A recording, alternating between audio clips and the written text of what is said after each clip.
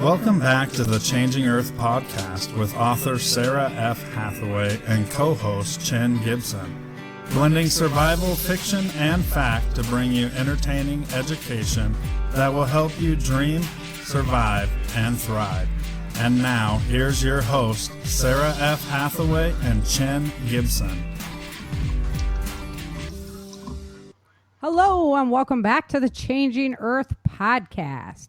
Happy to have you with me, and always happy to have Chen Gibson back with me. What's up, Chen? Hey, Chin's up. Good to be here. Yeah, I was stoked. You hit the idea on the head today, because this is like my bread and butter right here. Yeah. It's like clipped right out of the local news, or the current events. Right? I know. Perfect timing. I'm actually doing... I'm going to add a lot of this episode actually into my presentation at Prepper Camp on urban survival and also a little bit into self-defense skills. So thanks for making me do some research ahead of time. My pleasure. really makes my life smoother in the long run. So, and then I've got, as always, I've got some cool what's happening on our planet news that we'll save for the end, but you know. We'll get there. So I got some good stuff for you, though. It's pretty bad when that book that I sent you clippings out of, that's on my coffee table. That's like my coffee table. that's your light reading. That's how bad it is. Man, but I still can't get you into a class to get some training, though. Which one? A jiu-jitsu class or something like that. Jiu-jitsu. I know it sucks, dude, but it's so good for self-defense. I saw a punching bag, like one of those heavy bags on Amazon. I'm like, yeah. What if I should get one of these? Yes, you should. Overwhelmingly, yes. Yeah. And then get yourself a pair of the boxing gloves, like 16-ounce boxing gloves. Yeah. And then you can use those as you're hitting the bag, and it makes your punches faster in the long run. But you can also do like military press and stuff then with your gloves on in between sets on the bag, and boom, you're rocking. That just sounds like too much work. Oh, man. See, like I would rather do that any day over going running or something like that. Oh, it's just, I hate running. Hate it. I'm not a runner. No. I'll walk. I'll ride a bike. Yep. Yeah. Like I was going to get the bike out of the shed. But running is brutal. Yeah, I hate running. It's really hard on the body, too, as you get older. It's just like, ugh. So, no, I don't want to do that. So. Yep. Oh, we do have Ellen kicking up here. All right. Happy to have, we could get her on the air. So, talk a little bit about Australia. Well, okay, I'm just going to jump to some of my Earth news. They had snow come in like 2 months early there. Oh, just crazy stuff happening, man. And nobody's like paying attention to this. It's funny.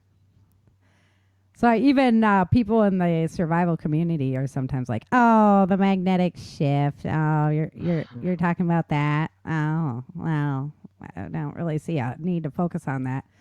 Like, man, without our planet, like all that other stuff you're talking about, yeah, it doesn't matter. Nothing matters if you can't put food in your mouth. So we'll get to that. I know. It's just a personal pet peeve. My wife's, I heard you were gardening today. My wife's garden's starting to actually do something much better than last year. Yeah, nice. So that's good. Nice. Yeah, I was out there. We just had rain, like mega rains. And I was like, oh, a little nice light rain is going to be so good for the garden. And then like it kept raining and kept raining and kept raining and kept raining. It was just a nightmare. So. Oh, they can't hear us down under. Oh, they can't hear us? What's going on? Oh, everything should be up and at 'em. Gee, if I could spell. Which one of us? Use. Us. Oh, gosh. Oh, I love that because I'm the author and, I'm always spelling stuff wrong. So, hire an editor. Word to the wise. We're already chasing squirrels. Look at us. Yeah, we are already chasing squirrels. And we've got like this really great show for you today. Maybe today we're chasing kangaroos. Yeah. In honor of Ellen. Yeah, that's what happened. It's like, oh, Ellen, yay!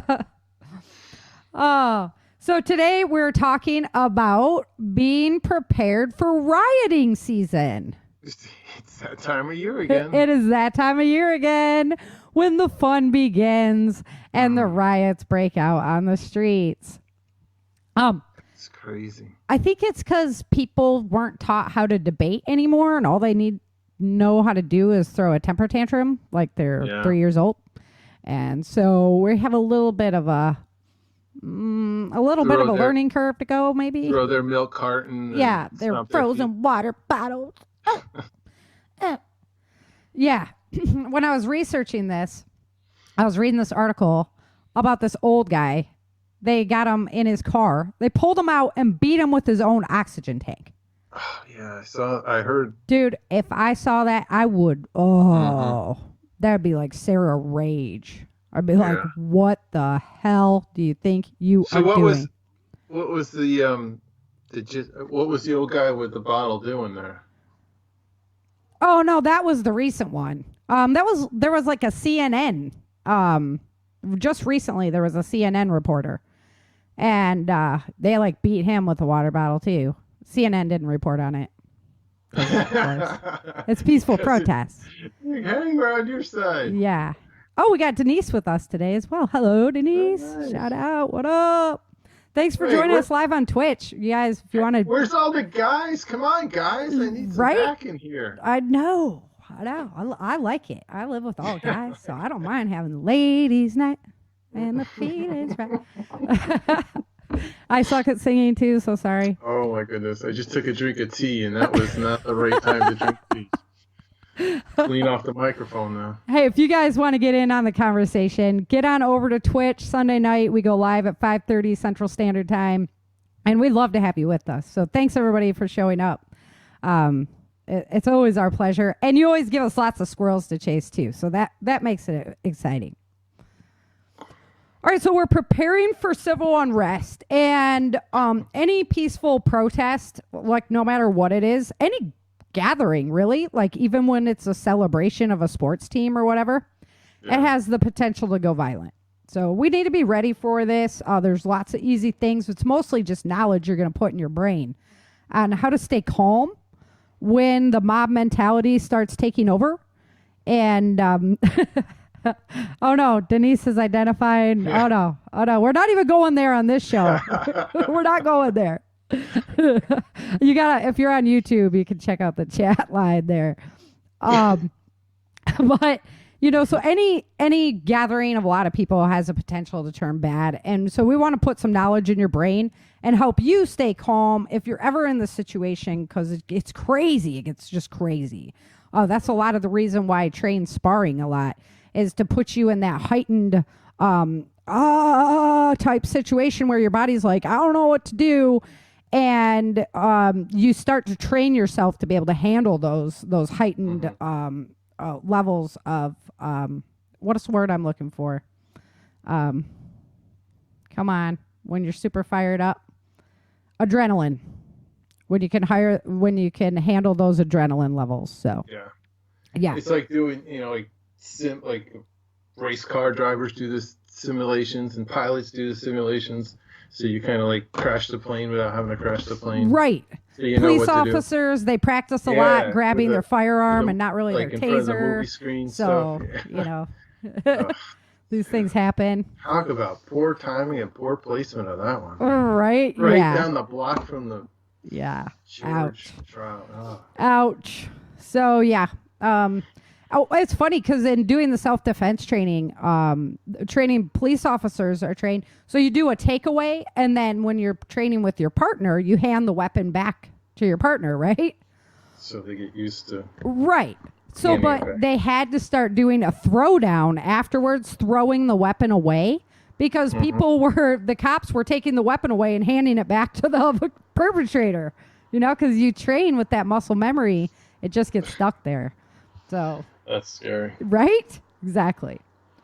So whenever violence breaks out, and Clint Emerson, Chin has a great book, and so we took a lot of notes out of his book, The 100 Deadly Skills, and I highly recommend you pick up this book. It looks like a great read. Oh yeah. And good pictures, good strategies for doing takedowns and things, and you don't have to know a whole bunch of material when it comes to stopping somebody. You just have to know a few things. You just have to know it really, really well. So that's something you can practice, Chin. Practice those moves in the books, because those were legit. That's good stuff. Yeah, but make sure you practice it. You need that muscle memory, you know, so you're not freaking out. Mm-hmm. I'll go knock on my neighbor's door. Yeah, be like, hey, can you hold this? Boom. Sorry, I just practiced it. That'd be hilarious. Yeah. The funny guy on YouTube, JP, he did one on like training jujitsu and how he likes to like just catch people off guard. And it's pretty stupid funny, you know. Yeah. So whenever violence breaks out, you don't want to be in between opposing sides. Nope. So whether that's like two factions of oppositions or law enforcement and the people. Yeah, don't be in that middle zone. That's just bad. Also, he had stated area by barriers. And that's just... I think there's... You don't want to get pinned in. That's it. Yeah, the crush risk. So... that was a big deal, too, with the 9/11 stuff. People were hiding and, like, backing up into walls, and other people ended up getting crushed in the wall, like, because people are just freaking out, you know. The stampede mode. Yeah, exactly. So we'll talk a little bit about that. In that type of circumstance, you probably don't want to go to law enforcement. They're not really, like, going to care. They're not in the nurturing mindset at that moment. No. They're in like, we're in defense, and if you start approaching them, they could be like, well, why are you approaching me? You're a threat. You're a threat, right. So we definitely want to make sure that we're not, you know, you got to be taking care of yourself at that point. You can't be relying upon law enforcement to help you out at that certain time. So do move to the periphery. Try to stay on the outside, right? You don't want to go across the large crowd. I'm really little. Like, obviously, you're not, Chin. I get that. But as a little person, like, any kind of crowd is really bad for me. I can't see. I'm at everybody's elbows, you know? It's really bad. So I never... there used to be mosh pits were really popular. And I never entered mosh pits or anything because of my size. Yeah. You know what it made me think of? The crowd, dealing with the crowds, is dealing with like the ocean and not tidal waves, and rip currents and stuff. Because it's the same thing. You don't want to fight the crowd. You don't want to fight the current. Yep. You want to kind of flow with the current and and make your way to the sides and out of the crowd or out of the current. So exactly. It made me think of, you know, like my lifeguard training.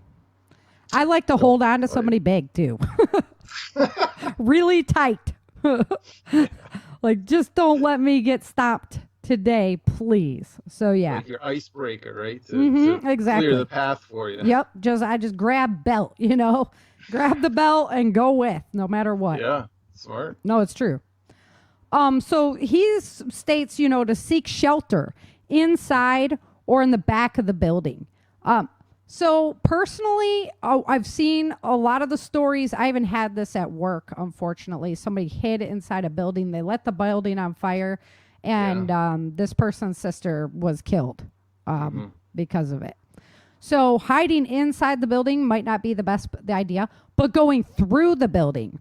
Yeah. Remember, a circumstance like this, areas that are usually closed off to the public, that doesn't matter anymore. Go through the kitchen if you have to. Right. We have a great show from Ben Brenham on what to do in an active shooter situation. And that's one of the things he stretched the most was your normal social thinking of, I'm not allowed to do this. I'm not allowed to go there. Throw it out the window. Yep. Be safe. You know, make yourself safe. We had that here last year in Charleston with the riots. They people were in restaurants and they had to go out through the kitchens to get away from people breaking windows and starting fights in front of the restaurants. Yeah, it was bad. Mm-hmm. So I'm not so sold on hiding inside the building. I'm not really sold on hiding in general. I talked to Ben a lot about that, and he tends to agree that, you know, if you can stay moving, yeah, it's better. Yeah. But it's better to be moving on the other side. Yes. A couple streets over than on the main boulevard where all the action is. All right. I am trying to type a message, and I suck at spelling. Nah. So, yeah. Because you're a writer. I know. I write. That's what I do. There, I got it. Okay. So, elevated ground, of course, always a good idea, especially if you're small like me. Get to a higher area. Seek out areas where there's peaceful people kind of huddled, keeping women safe, because there's still gentlemen in this world that do that. Flow, like you said, flow with the crowd, not against it, and then avoid the center of the crowd, because you're just in the wave. You're just getting crushed then. Don't cross through a crowd. Don't cross the streams. Mm-hmm. Ever. Okay. Little Ghostbusters lingo for you. Yeah. So your daily carry. That was a great list he had. I have some additions for it though, but he had a good list. So the bulletproof insert into your bag, killer idea. Yep.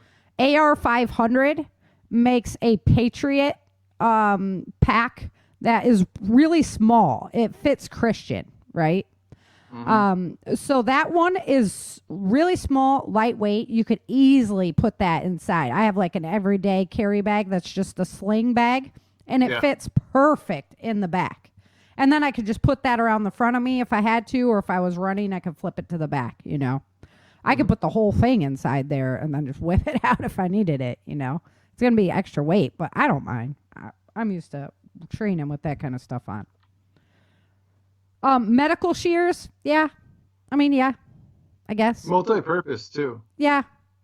I don't know. That's when I was like, yeah, I guess. Well, so the shears are... I see. If you look at his selection of items, they're non-tactical. That's true. This is a Navy SEAL that put this stuff together, but it's not like all 511 tactical stuff, right? No, so, I get that. Like, I mean, the roll of quarters. You know what? That's not to pay the parking meter.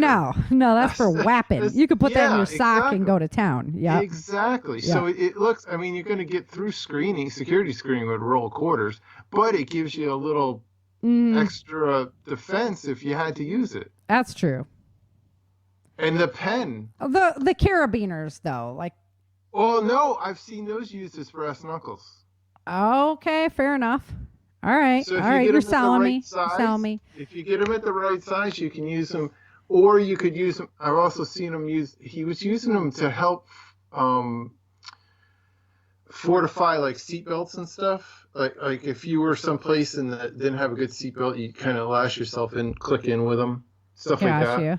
Okay. But I've also seen, like I said, the pen, the zebra pen. Denise got it. The pen. She's up on it. us. Because instead of using the cool, tactical pen, like the stabbing pen, if you get a good mechanical pen or pencil. Yeah, those pencils do. It does it. Yeah, right? It does. They're severe and they're stout. Not gonna be. I mean, you throw it in a little tray at the security counter, and they're gonna just it's your pen. Go ahead. Not all of us work behind security counters, so. Well, some people do. So, but you know what I'm saying? I get you. I mean, the mace probably wouldn't make it through. No. The scissors are questionable, but everything else that he has there. Yeah, the Altoids with the Band-Aid, super glue, great thing to have in a pinch. I always have a lighter, a map, a physical map. Yep. That's awesome. Oh, knitting needles. Good call, Denise. I have a... Because I always sit on the park bench knitting. I'm sure you do, Chin. I know that you do. I know that you are. I've seen girls use them in their hair, right? Oh The yeah, like needle. for your bun They or use whatever. needle. Yeah. Yeah, yeah. Yeah. Or I guess guys have buns now. Yeah. Yeah. Don't even get me started. Oh my gosh, you're just trying to drag me into that hole today. Oh. We're all ganging Okay. up on you. I'm not gonna say it. I'm not gonna say it. Close the mouth. Close the mouth. But yeah, The when I water. saw his collection of stuff, I'm like, this is all like non-threatening. Yeah, the water bottle, stuff. of course, great thing to have. The small flashlight, of course, and you could have your tactical flashlight that does a flash at people, has the Yep. spikes on the top. Yep. Keys that have a whistle on it. Well, I have a whistle Yep. on my paracord bracelet that's Yep. super loud. And then I carry a glass breaker on my keychain anyway, and it is righteous. That like seatbelt cutter, glass breaker he shows. I had jury duty. I couldn't get into the courthouse with that. I'm sure I couldn't go in with mine either. Mine's like a spike. It had a blade in the seatbelt cutter, and I'm like, oh, you can't that's cut yourself. I'm like, here, you can't cut. Yeah, it's got the guard over it. Yeah. Huh. But he's like, no, it's like you're either going to give it to me or you're going to put it back in your car. You're not coming in with it. I'm like, okay, sir. Mine's like a huge spike. It's like a black spike. And I carry it on my keys because, like, go ahead, approach me, you know? Yeah. You're going to have one less eye when we're done. That's all I'm saying. Then the roller quarters, GPS, most of us have that on our phone. Easy peasy. Yeah. And the bandana. So all great stuff. All kinds of stuff, yeah. For me, a hat. I think it's really important because I'm short, of course, so it keeps stuff from falling down in your eyes. Yep. Goggles. We talked about that in the past. Yeah, swimming goggles. Goggles. Yep. Put your goggles in there. Just something to cover your eyes. Yeah, the like the Speedo kind, not the big like ocean. Yeah, diving. yeah. Just something simple. Boop around your eyes so you can't get the pepper spray, any kind of spray. Yeah. They throw disgusting stuff like urine and feces, and you don't want that. Did we talk about lemon? Yeah, that's what I was going to say. The lemon soaked bandana. So you just have a bag that's lemon water soaked, and that helps if they're spraying pepper spray and stuff in the air. That helps keep it out of you. Yep. Gloves. I always have gloves. Yep. I don't know. Like when I'm playing airsoft and everything, I mean, if you give your hands that layer of protection where they're not getting stuck and poked, and, you know, you could get weird diseases and things. So no gloves. And I'm talking like I always have like a pair of work gloves, not just like rubber gloves, right? Something durable. I always have paracord in mine. I mean, just paracord. It comes in handy all the time. My knife, I always have like 3 knives, and I know you can't take them through security areas, but some people don't even carry them. And you see, he was using Kevlar. Right. For laces. A lot of people use Kevlar in their shoes and boots for laces now. Yep. It's a way to sneak around with your, with 550 cord, but it doesn't look like you got a bracelet on, right? Right. I keep a bound in my in my purse. I thought cash, extra cash besides the roll quarters would be good. And then a tourniquet. Yeah. I mean, you should definitely have a tourniquet with you. He has a bulletproof plate with him, and he doesn't have a tourniquet with you. I mean, I think he had the nylon tube. Oh, which is the nylon what tubing. He was going to do a makeshift. Yeah. That's kind of like a multi-purpose for a straw Totally. or for a tourniquet or whatever. But you could siphon I gasoline agree with that it. having a couple tourniquets on you is Well, James Yeager pounded that into my head. He was like, well, what, you're going to walk to your car to get it when you're shot in your leg? You know? Good job. Way to have it in your car, I was like, oh, true. Okay. So personally, get out and train. Get out and train, man. Like, go find, there's so many schools out there. You can definitely find one where you're comfortable. And I don't care how old you are, how young you are, whatever. There's a school where you'll feel comfortable and not push yourself to the point where you're hurt, but enough that you're training for it. You're getting that bone density. You're getting those muscles. You're getting those skills. You're getting those abilities. I can train people of any age to defend themselves. So it's always worth it to go just talk to people there and find out if you can do a private class with somebody that knows what they're doing.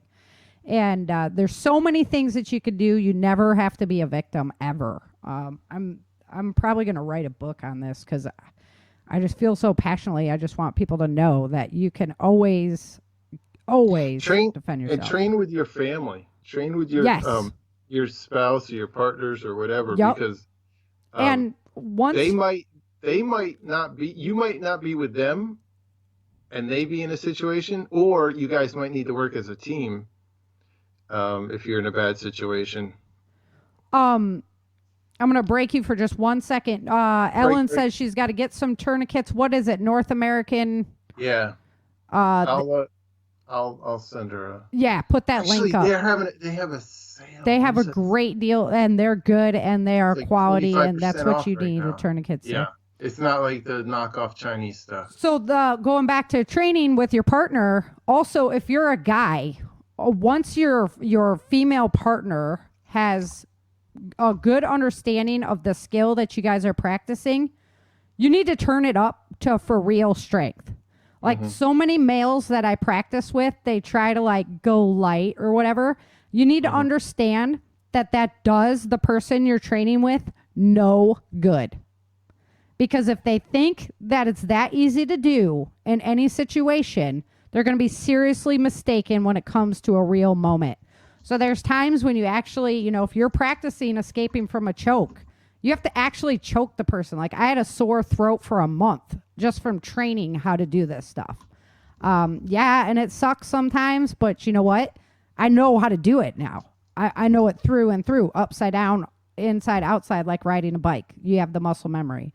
So if you think that you're helping somebody by going light on them, you're not. And I'm not saying like go and destroy the other person, Obviously you're training together, but you want to make sure that you're actually giving them a real life scenario so that they can get used to that once they're comfortable with the move. Something that my biggest personal pet peeve, probably because I've been watching too much Walking Dead lately, but you always have to have a battle buddy. Like, you're out someplace public and things like that. Don't go to the bathroom by yourself. Take somebody else with you, even if they just stand outside. Like you always have to have a battle buddy. Don't separate. Yeah. You got to have a partner. You got to have somebody there. And that's why I was saying train together. Mm-hmm. I mean, you don't just don't be the macho husband and go training. Yeah. Take your wife with you.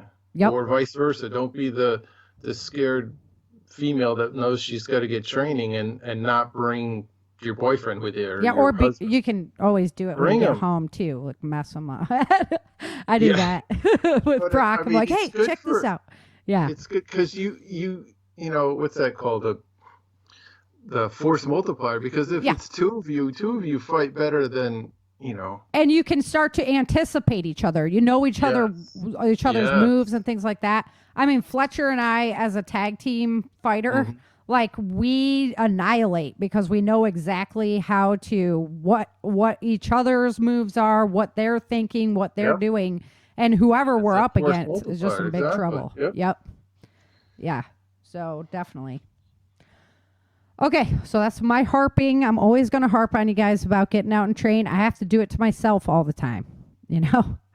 It's not like I'm super jazzed every night to go training, but I know it's so worth it that I got to get my butt out there. And then once you're in class, once you get in there and you start going and the positive endorphins just start rocking, then you get home, you're like, psh, why was I even questioning going to class tonight, So I have to motivate myself as much as I try to motivate you guys. Chin. Yeah, I hear you. All right, let's talk stampedes. As a little person, this is when I hold on to somebody's belt. Yeah. Right? Set yourself square. So I agree 100% with Clint on this one. Get in your fighting stance. Yeah, exactly. I train a lot with my elbows and my knees because in a survival situation, your hands and your feet are very vulnerable to breakage, and you can't have broken hands and feet. So I train a lot with my forearms, my elbows, and my knees because those are much more, they can take a lot more impact than your hands and feet can. And you need your hands and feet. And he's saying not just because of fighting stance like a fight, but because with your hands up, you can use them instead of getting your hands pinned down. Right, and use them as shields. If you're in a crowd and you're pinned, you can't move. If your hands are up, you can use your elbows and your arms to push and protect your dome. Yeah, you got to protect your head, always number one. Mm-hmm. I mean, if you know you're going to be in a situation where you're in danger like that, you might even think about bringing a helmet. Like I have an airsoft helmet. Yeah. And to me, because I'm always at everybody's elbow level, it would be really good to have a helmet on, Never get pushed to the ground. This is a lot easier said than done. Yeah. But man, oh man. Yeah. If you're on the ground, it's... That's a tough one. Yeah, it's really hard to get back up when there's all those people moving, and they don't care. They're just trying to save themselves and get out of there. Yep. So... seek out and utilize gaps. So I'm sure you can see them from your vantage point. Mind the gap. Yeah. So that's, again, I just grabbed the big person and followed them. You're using the belt method. I can't see anything in there, No, you don't know, but I can't. Take care of your significant other there, because she can't either. She's about my size. Yep. Keep moving. Don't try and stand your ground. Don't be Mr. Tough Guy, Mrs. Tough Guy. You got to keep moving with the flow of it, and then try and move yourself to the outer perimeter as you go. Avoid, we were talking about this already, avoid the barriers. The building gets squeezed. You want it to be in between people. They're squishy, right? So if you're up against a building, you're breaking bone, being crushed. Never a good thing. Right. That ground, bend your knees. It's like fetal position, but stay on your hands and knees with fold over your neck. Keep your spine arched, because then you make yourself in ball rather than a flat something for them to just step on, Like the airplane crash position. Yes. Yeah. Or under your desk, tornadoes coming. So, as I mentioned, I got a few really great interviews in the past with James Yeager, with Benham. We discussed a lot of this material, so I'm going to go ahead and link that in the show notes. However, we're going to talk a little bit about, because there's been some shootings lately. We're going to talk a little bit about the surviving shootings in a crowded area, just because I feel it's kind of relevant, and maybe we all need a little refresher. We all learn lots of good stuff. Always. Whenever you go into an area, always know where the exits are. Yep. I do this every time. I just can't stop my brain from doing it now, because I've trained myself to do it so much. And my kids always know exactly where I'm going to sit and exactly what I'm looking for when we walk into someplace. And the more exits you could spot, the better off, in case you never know what the threat's going to be and where the threat's coming from. Right. That's 100% on point. And then the no social rules. So, I can't go through there. That's a kitchen. No, you can in this case. Mm-hmm. It doesn't matter. Get a ticket or whatever they're going to do. Yeah. But get yourself to safety. That's most important. Yeah. Avoid areas where there's going to be a bottleneck. So, where people are going to get, large group comes into that area. Now they have to file down to go into something smaller. Try and avoid those areas. You don't want to be stuck there. And it might be worth, in emergency, taking a second, take a breath, look, and observe the crowd to see how it's moving, and then make your exit plan. There's one of the survival acronyms that James Hart always told me, that's like STOP. And it's like, stop, analyze. It has to do with, just calm down for a minute, check your surroundings, then move on, kind of thing. Yep, exactly. So, seek cover. So, of course, you want to seek cover. Cover is actually something that's going to stop a bullet. So there's cover and there's concealment. Concealment just keeps you hidden. If a bullet spray comes by, you're still getting hit.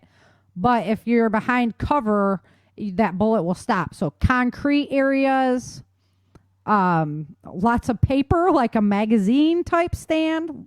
Paper is a really good bullet blocker, actually. I use it in my targets all the time. Yeah, it's incredible how much paper. Books, like bookshelves and stuff are. Right. Stout chairs. Sometimes the chairs themselves are made out of concrete in like stadiums and things like that. So just think about areas where a bullet's not going to come through. That was one of the problems I had with one of the illustrations where he had the person hiding behind the wall. Some people are hip hop enough to know that they can shoot by the edge of that doorway through the drywall and hit whatever's on the other side of that wall. Yeah. So, I mean, I know it.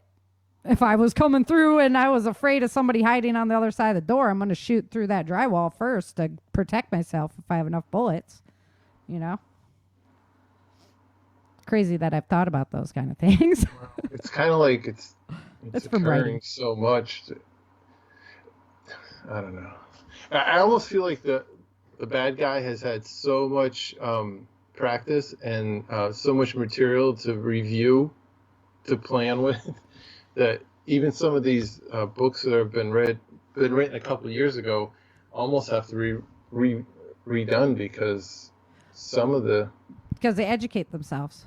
Yeah, absolutely. That's why I was like, I don't know about hiding right on the other side of the doorway, just on the drywall. They're bringing leaf blowers to protest to blow away the tear gas now. Yeah, you know, I mean, and the whole umbrella thing, and I mean, evolving they're really for shields. Studying and yeah, that's what they're doing now. Yeah, they're making plenty of money to do that as well. So I mean, you know, you can buy bulletproof mansions now, I guess.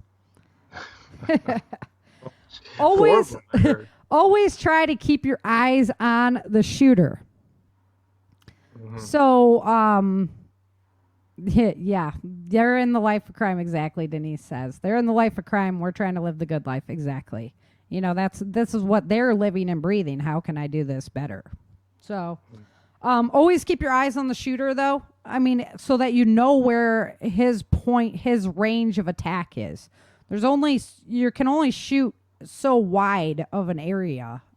If you've ever gone deer hunting or bow hunting or something, you know, you understand that there's a range out there that you're going to be able to reach with your weapon. So if you have eyes on the shooter and you can stay out of that field, you're good to go. Listen and watch. So try and calm down. I know, like, I haven't even been in an active shooter situation. I've only put myself in, I've been in some riotous situations, but never with a firearm, just like pepper spray cannons and stuff going crazy, not like firearms going crazy. But the level of ampage that you get there, it can just screw your mind up so bad. So you have to just remember your basics. Remember the basics always, and just try and stay as calm as possible. They are going to have to eventually, you're going to run out of ammunition in your magazine, and you have to change that magazine. When that happens, that is your time to make some serious headway on your movement in one direction or another. Now, we never advocate violence or putting yourself at risk, but many of us would put ourselves at risk in order to stop that person from injuring other people. So this is the time, you know, and during a magazine change is the time when that becomes available. Ben was all over this one too. Don't hide in a bathroom stall. Don't hide someplace where you can be easily uncovered, you know. Even a classroom. If they breach that door, that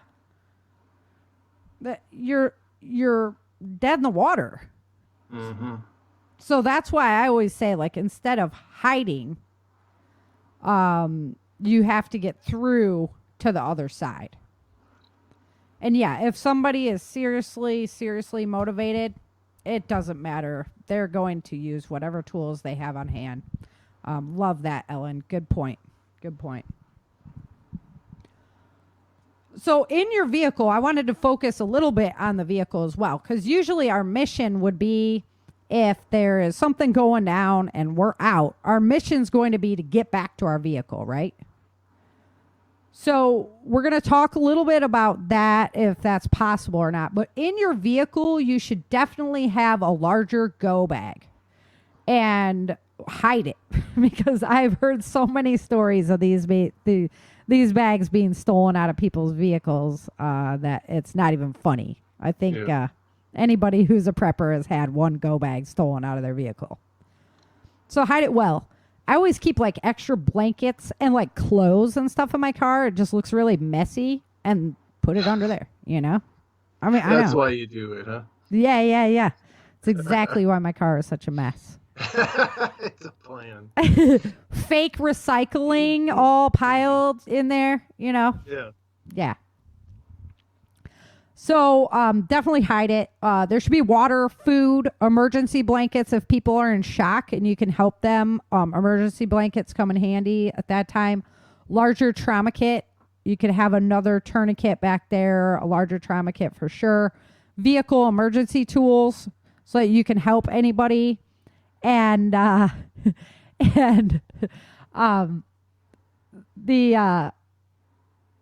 if you need to help other people with their vehicle, and a lot of those things make good improvised weapons too that are inside of a vehicle emergency kit. So if concealed carry wasn't allowed in the area where you went into, a lot of people have safes in their cars where they store their firearm, and hopefully you will be returning to your firearm. Put it on your person. Don't leave it in the safe or in a holster that's on the vehicle. And then you better have a knife back there. I mean, I don't know if I'm just knife girl or what, but I have plenty of knives everywhere. So it's like when everybody asks you, what's the one tool you would take with you if you were stranded in the desert or whatever, right? I'm like, my knife. Yeah, I agree. It's always my knife. So I got a bunch of them, and they're everywhere. Because you can make, you can cut, you can protect, for food prep, defense. Yeah, there's so many. A knife, it's just like. Yeah. Yep. Exactly. Oh, I think Ellen has a little bit of concealed carry envy going on too.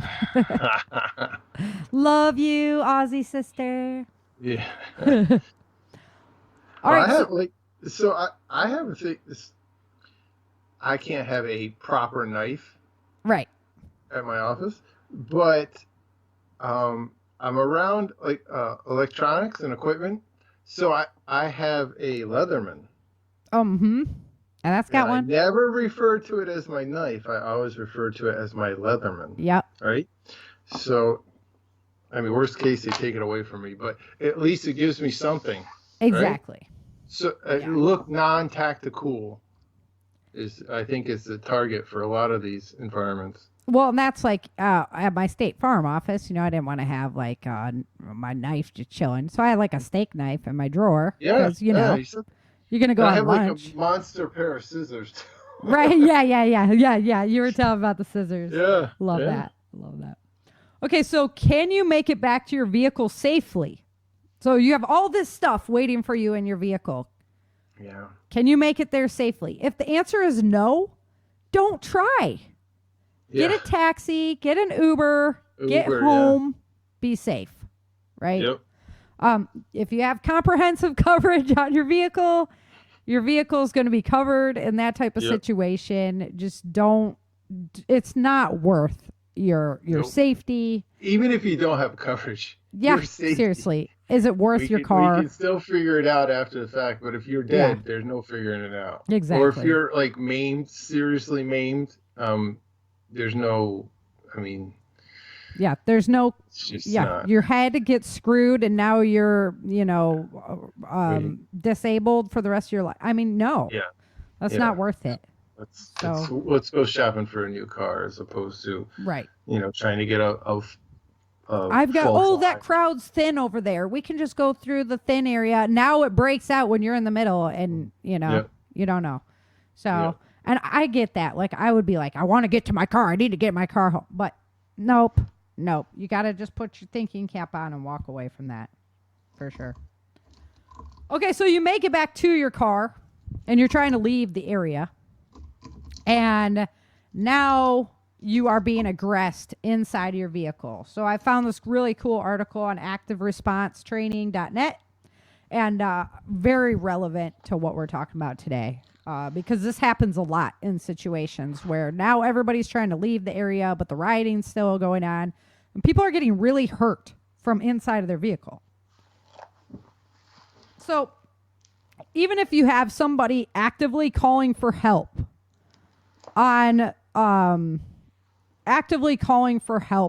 telephone inside, hey, 911, we have an emergency, we're being attacked over here, always make sure someone is paying attention to what is going on, not just cell phones. Okay. Yep. Like, number one is you have to be ears up. Okay. Aware. If you aren't aware, you can't avoid the situation before you're in it. And that is the number one tip that they give, is avoid it if you can. If you're coming up to an area where the road is blocked, can you turn around? Can you go a different direction? Yeah, don't just try and be headstrong. Well, this is the way I always take home, so I have to take this way to get home. No. If you have to drive around. It might be worth having, like, if you see stuff firing off, put like the local talk radio station on, right? The news radio station, not listening to a CD or DVD or whatever, Right. Because you want to get information, like they're heading downtown in this direction, that kind of traffic report and stuff like that. Correct. Look at Google Maps and just look for because Google Map, or whatever maps. The apps usually show like congestion and slow traffic and stuff. That might give you a tip. Exactly. And you don't want to avoid the obstacle only to end up in another one because you turned down the road and now you're in the middle of the crowd. Yep, exactly. Yep. So. All right. Running people over with your vehicle. See, I had to put an asterisk next to that. Yeah, it's not legal, okay? So you can't just be like, oh, well, if they get in front of my car, I'm going to mow them over. Yeah. You can't legally do that. You're going to end up in jail yourself. Yeah. Unless the rioters start attacking your vehicle or you, like if the window is down or they already smashed your window or something, then you are allowed to move your vehicle through, and if there's people in the way, oh well. So the key is here, you don't want to just gun it through these people because they can actually make your vehicle so it doesn't work anymore. So we don't want that to happen. However, you want to make sure you're moving at a speed that's fast enough for them to have to part ways, and that you're going at a steady pace. You're not stopping or anything like that. Once you decide to go for it, just go for it.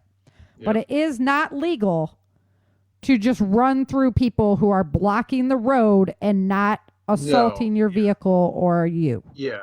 Yeah. You have to be under attack. Exactly. You can't just come up to a person barrier and be like, oh, I'm just going to plow through them. You cannot do that. Just big no. But did you see... Yeah, yes, everything you said is absolutely correct. But you see, Florida is working on a bill right now that it actually gives the citizens some protection if they get caught and have to, exit out of a crowd. The person in the vehicle. Yeah. Yeah. So. And it's putting harder criminal penalties upon those who block the road illegally. Yep.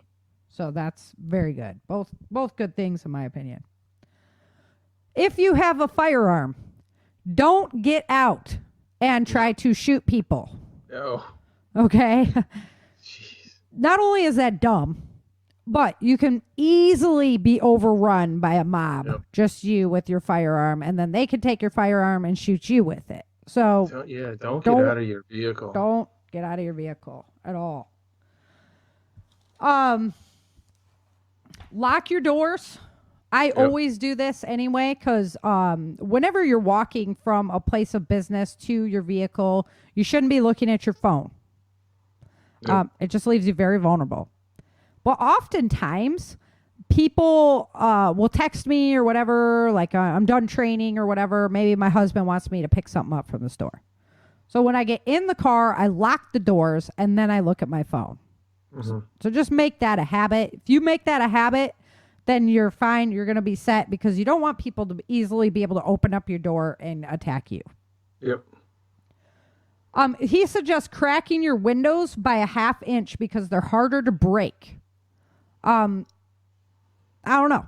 Could they throw something through there at that point or whatever? Liquid 1/2 inch isn't very big, but you know. Yeah. The way all the like, because they're using pepper spray and everything else against people right now. I mean, the protesters are using it against people. Right. So that's right. Know. So I don't know. You know, probably circumstance. I might be more concerned about them throwing something through the window than I am about them breaking it. So I don't know. That's up to you. He also says seatbelt off. It restricts your ability to draw your firearm. It prevents a speedy escape. If a Molotov is thrown at your vehicle, if you drive away, it'll put it out. But if it's being disabled or they're lighting it like significantly on fire and you need to get out of there, then the seatbelt could prevent that. Yeah, it could jam or something. Yeah. You know, I think it's a circumstantial. Because, like, what if you are driving away speedily, you don't have your seatbelt on, now you hit something, now you're slam. Yeah, I don't know. There's a lot that could go wrong there. Yeah. Tear gas. It might not work on people, so, you know, maybe they have goggles on. They have their own antis. They've got a leaf blower right there. Maybe you try and spray tear gas and they're blowing it right back at you. Back at you. Yep. Right. So, I wouldn't really suggest that because A, it requires you to roll the window down, and B, you'd have to get out to use it. If you are being ripped out of your car, Survivor Jane's tip, I just love this one, the wasp spray. If you had a can of wasp spray and you just started hosing that crowd with wasp spray, I mean, first of all, they're not going to expect that. Nobody's going to expect that. But, you know, you could do really fast that stuff sprays so far. I don't know. It might be cool. Leave it in your car. Well, that's the other thing about pepper spray, too. There's different types of pepper spray. There's like gel that streams out. Yep, the bear spray that goes super long. Or the kind that makes a cloud, like the aerosol. So, I mean, some are better than others for certain situations. So it's true. That's true. Carry your firearm on you, not absolutely on a car holster. Nope. He's like, if you have to make a quick escape, do you want to forget your firearm and then leave it in the hands of somebody else? Yep. No. So, and then always avoid roadblocks at all costs. We kind of talked about this one, but it might not be people. A lot of times they put like abandoned vehicles and things like that in the way. So just if you can avoid that, be heads up, avoid it. Now we got everybody safe for the summer. Good job, Sarah. Yes. Some good tips. Because I love you guys. You should be safe out there. It's craziness. That what's his name? The author? Clint. Oh, the author of it was Clint Emerson. Clint Emerson, yeah. So he has a really good YouTube channel as well. So he has all kinds of videos. They're short video instruction videos on what to do, how to do. Does he have self-defense moves too? Yeah. It's a lot of cognizant stuff. It's not a lot of like gym class stuff, but it's well worth checking out his YouTube channel. Okay, I like it. All right, let's jump into the changing Earth. So some really cool stuff happened. There's crazy things happening right now, guys, that like the media is not paying attention to at all. Just today, I saw a cloud. That was a rainbow cloud amongst all the other clouds in the sky. But only this one cloud was rainbowed. You growing mushrooms in your garden? No, the kids saw it too. It was epic, dude. It was so cool. I've never seen anything like it, Chan. I'm like, what is going on with our atmosphere? I'm telling Did you. you take a picture and send it to me? I did take a No. picture when I came to the stoplight because I just wanted to remember the memory because it was kind of faded by the time I got the picture taken. But I'll send it to you. I don't have a problem with that.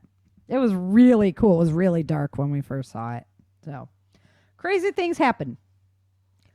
So one of the things that was a UFO, I don't think it was a UFO, but that'd be cool if I saw one. I wouldn't mind. Well, It'd be like, hey, we'll what have up? to check it against the Navy files. Didn't they just release a whole bunch of UFO They files? did, but this was so cloud. It was really neat. I don't know. I've never seen anything like it. I don't know. I've never even heard of a phenomena like that. Oh, it was really trippy because it was just one cloud, and all the other clouds were like the correct color, except this one, and it was rainbow. It was really interesting. I'll send it to you after. Okay. So, one of the things that I read an article, they were talking about if the equatorial bulge, because you know where the equator is on the Earth, there's a bulge, right? So with the magnetic adjustments that are happening, if that magnetic bulge moves just a little bit, you planet. So, Chin, darn it. You're watching on YouTube.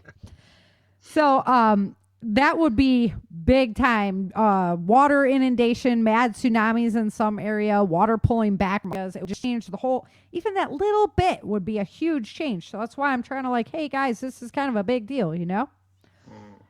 We're going to see more things like global liquefaction. So we're talking mud volcanoes, sinkholes just open up randomly. The whole understructure of the planet is kind of fluctuating. So rivers and ponds might drain, and it just matters how quickly we can recover after these things take place. But they're definitely going to be taking place. So in March to April, we had in just 1 week, there was 4 dead whales that came up on the coast of California. In 2019, there was 13 whales the entire year. So this was just 1 week. We had 4 whales. Whales go off magnetism to find their way. It's not COVID? Yeah, those were COVID deaths. So, oh no, the sea. That. Earthquake activity has just been crazy cool across the planet. I mean, not cool. Like, I'm just a junkie on this stuff. So for me, very cool. But we finally got some earthquakes in LA. Like on the news, they were doing their news report in the morning, and it sounded like the freight train. Boom, a couple earthquakes hit. So we're watching that area very actively because it's locked up right now. The rest of the Ring of Fire has been moving and moving and moving, and the San Andreas is just so locked up that it's not. It's to the point where it's spooky. It should be moving by now. So in California, there's actually a geyser. A water geyser that comes up out of the ground, and it is moving, and it's like keeps moving. So Caltrans has to fix the highway. They have to keep moving the railroads, all this stuff because of this geyser that's like on the move. That doesn't happen normally. This is all like phenomena things that don't normally happen. The ocean heating is causing more and more coral reef loss, unfortunately. So some areas are getting way colder. Some areas are heating up more, and it's changing the diversity of the coral reefs again, which is really, really sad. So we have to keep our eyes on that. The huge cyclone storm, here's for my Aussies out there. That rain, that freak show rain that you guys had wasn't just crazy rain. It was actually this tropical cyclone storm that's like a once-in-a-lifetime thing to see happen. So they have this huge cyclone storm, and then right after that, now they have snow in Australia from Queensland down to the island, Tasmania. And Tasmania is usually cold, but up to Queensland doesn't normally happen. This is like 2 months ahead of time. So crazy stuff. Texas thought you'd be jealous, so we had to send you some.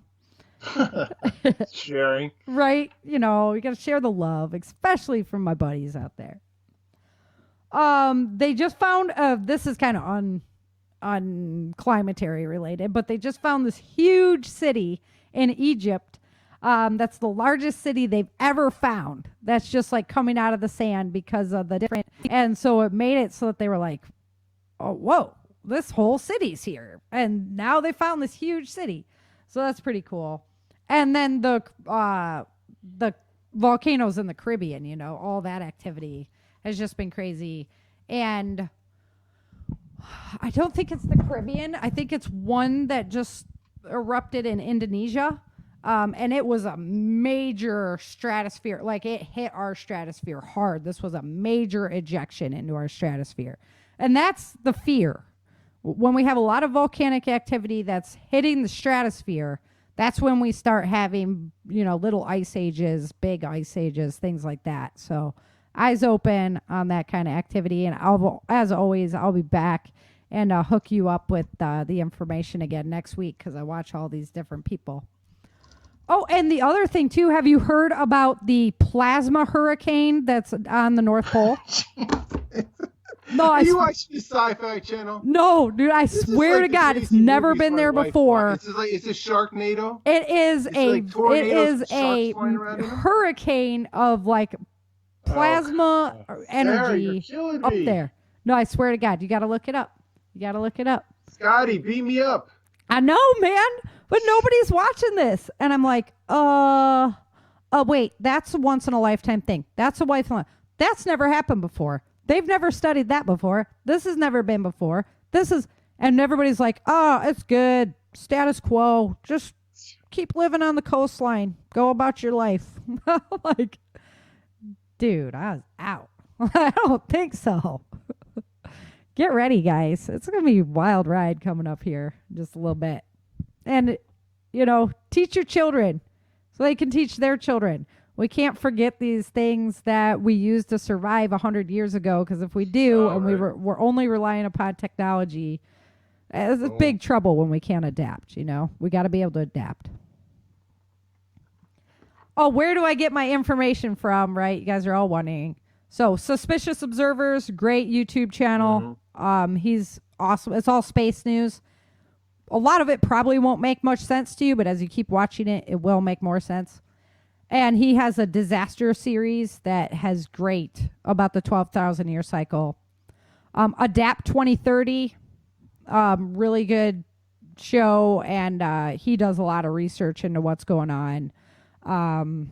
Mavstar Conservatory, he does a lot of good study work, and those are just a handful of them. Suspicious Observers, I'm just into those things, so. There we go. I always end on a positive note, right? You do. It's positive. I saw that. I found that Egyptian city. Right? Pictures. Yeah, that's pretty cool. Is that cool or what? Yeah. I know. They said it's the biggest unearthing since the Uncommon. Yeah. That pyramid burial ground. Yeah, find. Yeah. King Tut. Yeah. We have to get Steve Martin to do another video. Much easier. Yeah. Took Uncommon.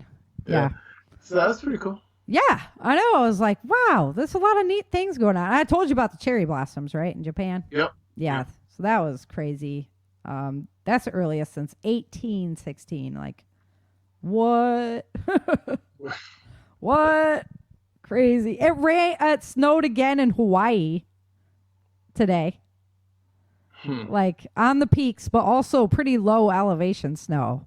These things don't happen. Like, record cold temperatures in Europe. We're talking about major crop loss going on in Europe. Like,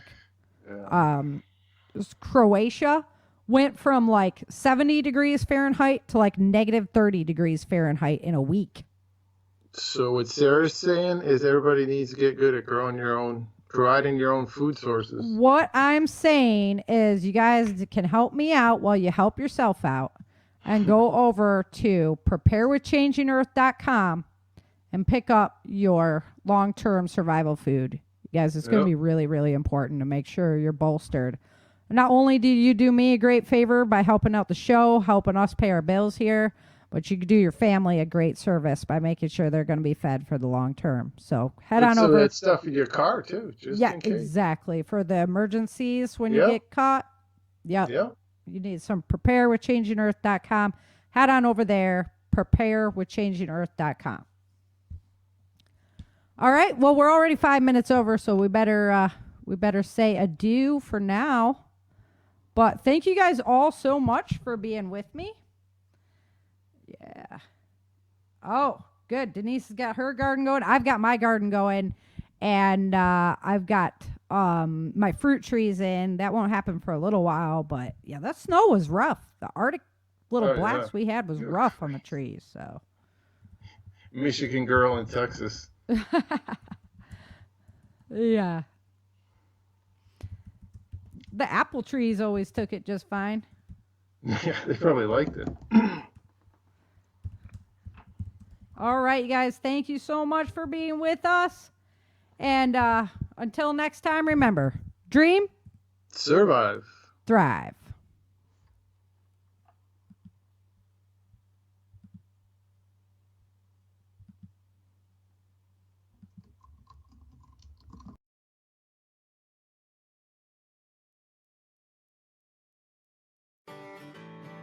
Thank you for joining Sarah and Chen for this episode of the Changing Earth podcast at www.authorSarahFHathaway.com. If you love the Changing Earth series and podcast, become a supporter while you're there.